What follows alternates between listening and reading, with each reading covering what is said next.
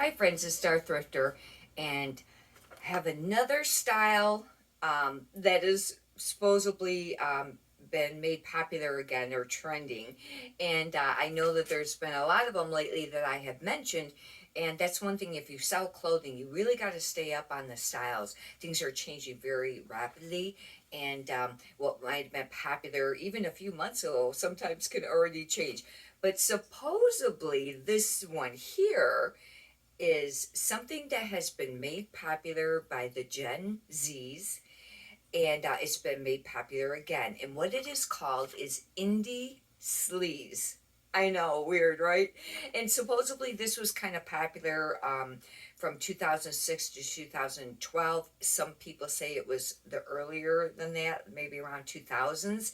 And sometimes it was referred to as messy girl. And with this style, these will be some of the items or things that would be part of that is things that are cheetah print. Cheetah print was shown, quite a bit with this style. And another one was dark eyeliner, the real heavy dark eyeliner. From what I could tell, it looks like not just the upper, but maybe the lower too. And another one is very skinny scarves.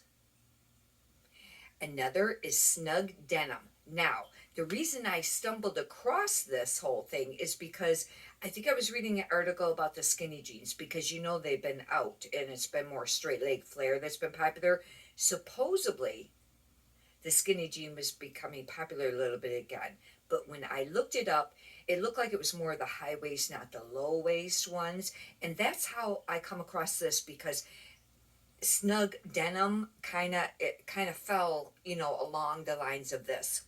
Another item that would you would see with this would be mesh material, maybe a mesh top, or maybe even a layering piece and things like that. And another is stripes. They were showing stripes with this, and what it is called, it's called effortlessly cool is what they referred to with this style. And these are all that's per Alexander McQueen, supposedly part of that. And they're kind of trends from like 1970s and 1980s, even though it was popular in the first part of 2000s. But if you think about that, 70 to even the first part of 2000 is like 30 years or 20 years if it was 1980s. But here are some keywords that you would use with your listings if you do come across things that fall under this. And go ahead and showing you some photos of things too, of this. But keywords would be 70s, 80s, grunge, grubby. That was a new one. Maximalist and performant. This is a weird.